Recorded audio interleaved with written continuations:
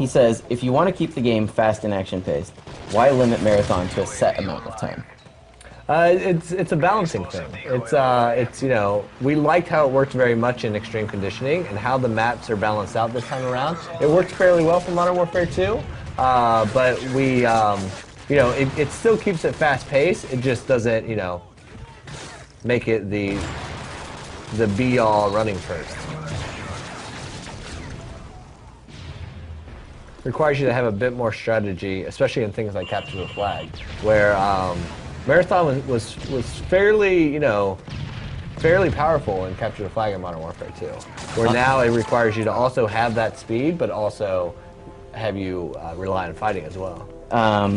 Elcon, you're going to get a copy of Modern Warfare 3 for the platform of your choice. We still have 6 copies to give away in the next 20 or so minutes. So the next guy, he has a fantastic name.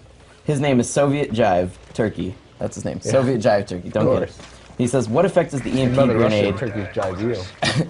He says, what effect does the EMP grenade have on kill streaks? Examples, deployable turrets, etc.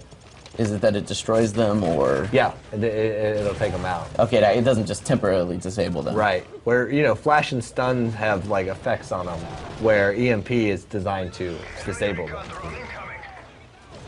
Remember, you can tweet your questions at the Twitter you see below with the hashtag MW3. We're taking questions about anything you've seen today. Single player, multiplayer, spec ops. Right now, we're towards the tail end of a match for, sorry, I'm spacing with the headquarters. Headquarters, right. So what's he using? XM25? Yeah. So see, now here, when he's aimed in, he has to mark a distance. So if he presses left on the left stick, it will mark the distance in which that grenade will be programmed to explode. So this one explodes in the air? Yes, based on the distance that he marks. Yeah, so it will, if somebody's behind a something, right, it will maybe go a meter past and explode down. So it can basically render cover ineffective. Yes, absolutely. But you have to manually lace that distance in multiplayer. Something you don't have to do in a single player. It's the difference between taking the same weapon that was in single player and rebalancing it so it's not overpowered in multiplayer. Yeah, I imagine that's something that's a challenge, right?